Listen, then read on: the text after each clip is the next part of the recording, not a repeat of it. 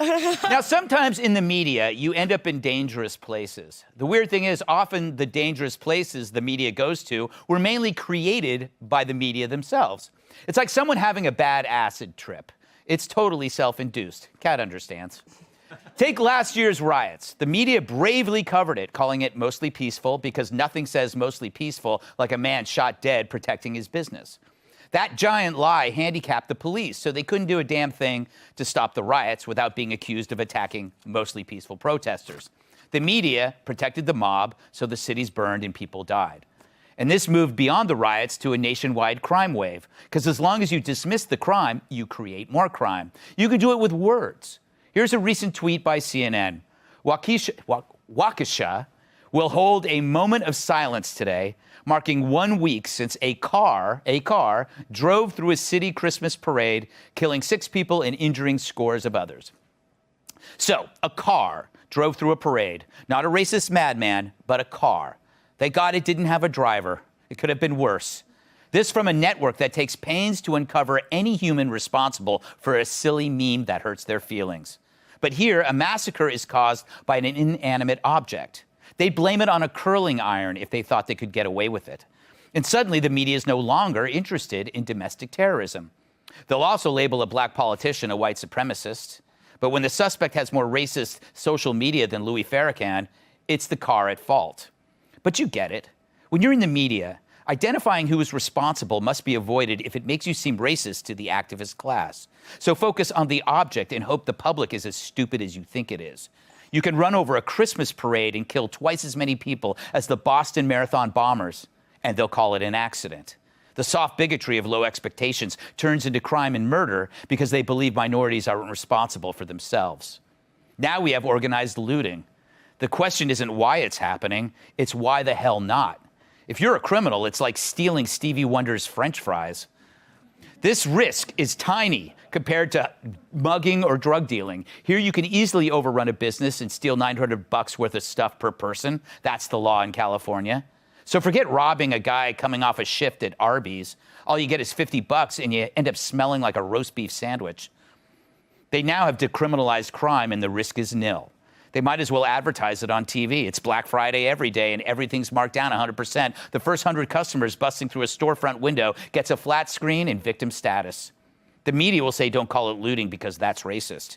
Perhaps even covering these crimes at all is racist, too.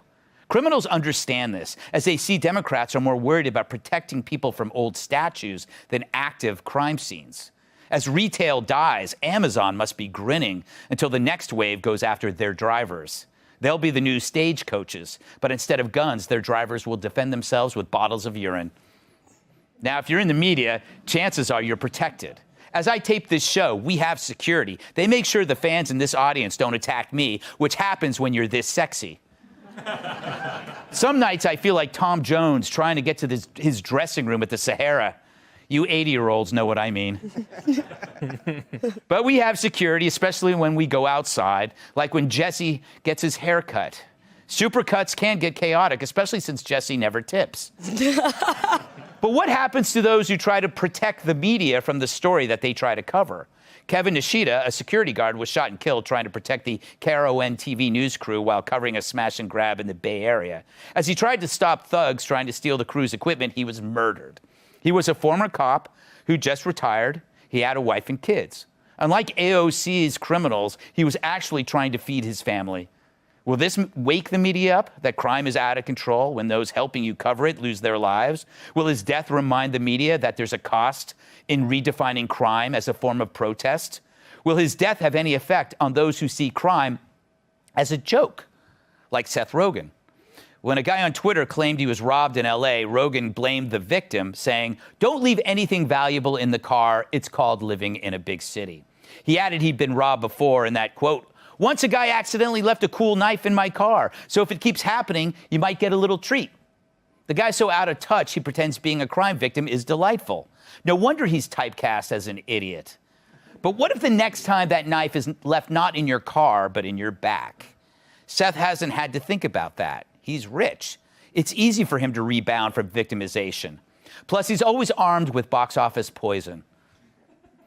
Now, just imagine if our detectives ignored victims when they report crimes. I hear you're the best detective in town, and I want to hire you. What for, Toots? My store. 15 people robbed it yesterday. Oh, this is the big city. That's a misdemeanor. Get used to it. But I'm ruined. They took everything. What you dames don't understand is when you move out of the sticks, you gotta take the good with the bad. The bad is you're constantly being robbed, you're overtaxed, and homeless people poop in your yard. The good is, hey, we used to have restaurants. Now, if you'll excuse me, I'm moving to Texas. I gotta help Beto O'Rourke get a personality.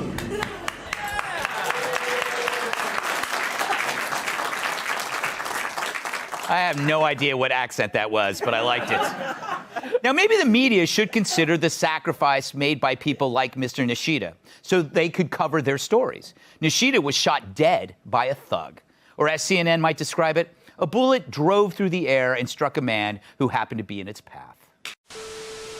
Olá pessoal, tudo bem? Aqui é o Tradutor, eu tô passando para te avisar que eu tô numa campanha para conseguir pelo menos mais 9 apoiadores. Esse canal não é monetizado, então totalmente depende de você, eu preciso muito do seu apoio para manter esse canal atualizado e vivo, né, no ar. Os links para apoiar esse nosso projeto estão na descrição desse vídeo e no comentário fixado. Então é muito fácil e muito simples de apoiar. É graças a essas pessoas incríveis que eu posso estar trazendo conteúdo para vocês. E é isso aí pessoal, não se esqueçam de deixar seu like, seu comentário e até mais. Fui! Grande abraço.